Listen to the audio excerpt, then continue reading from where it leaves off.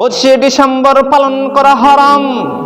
25শে December মানে ঈসা আলাইহিস সালাতুস সালামের জন্মদিবস পালন করছে খ্রিস্টানরা বলে থাকে মেরি ক্রিসমাস ডে, মানে হচ্ছে আল্লাহর পুত্রের জন্মদিন, যেখানে আল্লাহ রাব্বুল আলামিন বলেছেন আল্লাহু আহাদ, আমি হচ্ছি এক, আমার পরের কোনো কেউ নেই, আমার আগেও কেউ নেই, আমি হচ্ছি এক এবং অদ্বিতীয়।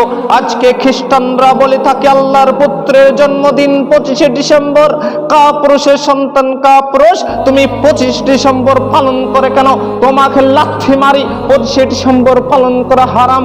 যেখানে জন্মদিবস পালন করা ইসলামে হারাম, সেখানে তুমি কেন জন্মদিবস পালন করবা?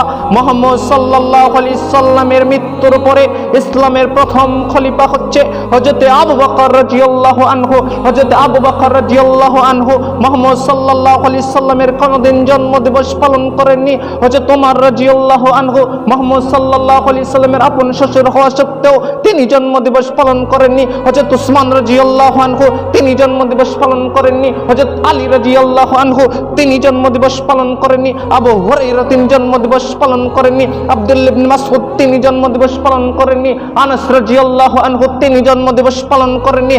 আজ তুমি কত বড় মুফতি হয়েছো, আজ তুমি কত বড় পীর হয়েছো, আজ তুমি কত বড় হুজুর হয়েছো যে ঈসা আলাইহিস সালাতুস সালামের নামে কেক কেটে বলে থাকো 25শে ডিসেম্বর মেরি ক্রিসমাস ডে। তোমার মুখে লাথি মারি, তোমার গায়ে লাথি মারি, তোমার ইসলামের এই রকম নীতিতে আমি লাথি মারি। তোমার ইসলাম তুমি এখনো মানতে পারোনি, ইসলাম তুমি এখনো বুঝতে পারোনি। যেখানে রাসূল সাল্লাল্লাহু আলাইহি সাল্লাম হারাম বলেছেন, সেখানে কিয়ামত পর্যন্ত হারাম থাকবে।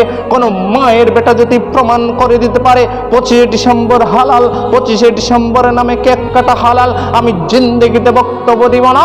আজকে তোমার ছেলেকে 25শে ডিসেম্বরের নাম করে বেলডাঙ্গার বাজার থেকে তুমি কেক কিনে আনছো এবং ছেলেকে খাওয়াচ্ছ, মেয়েকে খাওয়াচ্ছ, স্ত্রীকে খাওয়াচ্ছ।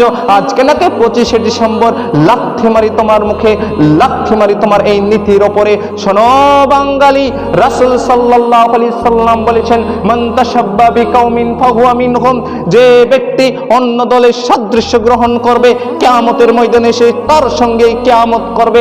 আজকে তুমি খ্রিস্টানদের নীতিকে সাদরে গ্রহণ করেছো। মনে রেখো যুবক, মনে রেখো মানুষ, মনে রেখো মুসলিম সমাজ, সেই নীতি তোমাকে একদিন কাল কিয়ামতের ময়দানে খ্রিস্টানদের সঙ্গে উঠাবে।